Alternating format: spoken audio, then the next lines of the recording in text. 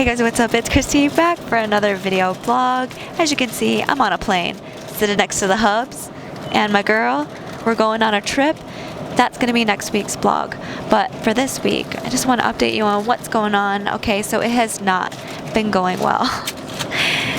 Since I started what I'm doing, grinding for the business, which if you don't know what I'm talking about, go to last week's video blog. Over 140 hours, I'm losing a little bit. That's like -$1 an hour. It's not very good. Poker can do a funny thing. Poker can make you question everything. I'm like, oh my god, am I gonna make a fool out of myself showing people all this stuff, and maybe I suck at poker now, or maybe I should quit, maybe I chose the wrong thing, like what am I doing? I even asked on Twitter, I was like, hey, fellow poker pros, have you guys ever felt this way? Ever felt like, man, what am I doing? And a lot of you guys answered yes. So this guy, he's been playing poker for a living for more than a decade.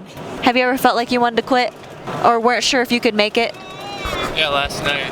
Last night? Yeah. Last night was really torturous. It was really frustrating session for me. Like, it gets easier, but still in the heat of the moment, it still can be really tough. But you know, something funny, like on Facebook, it reminds you things in the morning. This many years ago today, you did this thing, and I posted 7 years ago today about playing Cash at the Win, and I had like $103 in front of me. And I was like, hopefully I can spin it up. And then I had an update later where I had like 900 in front of me, and I was like, had a big smiley face, and made me feel a lot better. Just kind of like chronicles my journey, you know, like gives me something to look back to and be like, holy crap, man, like you were able to lose this much last night. Like 7 years ago, you would have like jumped out of your shoes to lose that much money and be okay. He's the best, right? I guess that's a good point too. Like, I'm pretty proud of actually how much I've been swinging. It's kind of badass, like swinging up and down, you know, like 4 or 5K. That's pretty cool that I can do that. Just watching him constantly improve and moving up in stakes to where even like a week ago he had his biggest winning session ever. It's good to hear that I'm not alone, that we all question it sometimes. And whether it's poker or not, if you're actually reaching and growing, you know, you're always going to reach a point where maybe you're not sure that you can make it. So it's part of the journey of taking risks. But of course, knowing that there's something more that I need to look at. I need to, of course, look at my play, and I need to look at my mental game, and I know that I haven't been playing optimally because there are times where I'm making bad decisions, and I just feel it. I feel like I'm doing something wrong, like I'm in a hurry, or like I have a ton of pressure on me. So I actually talked to my good friend Aaron, who's a poker psych coach and relationship coach, all around amazing human. So what I really got from Aaron was that he knows that I have been historically a very results-oriented person, and tie my self-worth with what I've accomplished and what I've done. And I've set myself up in a way where this is putting an even bigger amount of pressure on me and poker and my results. Here's a little of what he had to say. I mean, one thing to say about this is the setup of what you're doing right now is tricky. Even if you're the best player in the world, you know, you could lose for some period of time. One of the qualities that you're going to need to have in the midst of this is you're going to have to be patient. You have to be willing to have your business be funded slowly. Yeah. Right? I mean, you know, my thing is like, in any moment, if you're feeling upset, you know, if you're upset about something or afraid of something or whatever, whether it's in conflict with someone else or just within yourself, there's an unanswered question that's happening.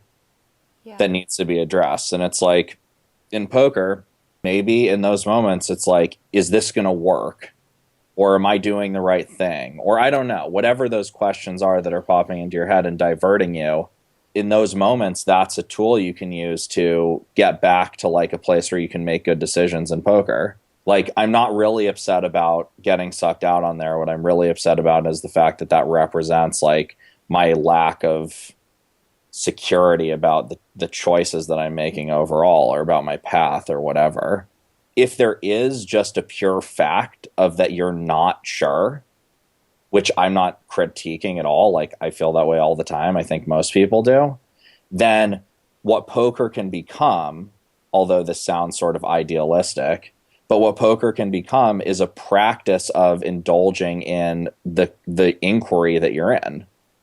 Like, instead of poker having to prove something, it can become a practice of, I don't really know, like, if this is going to work, but I'm sure as shit going to try my hardest in this moment.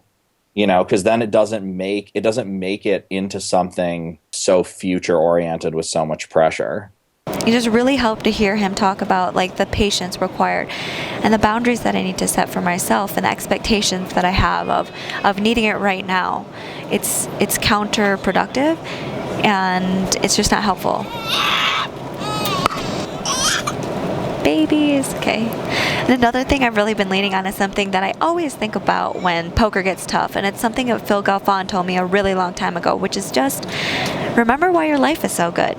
I can do anything good. I love my house. I love my sister. I love poker. I love shoes. I like high heels. I love my husband.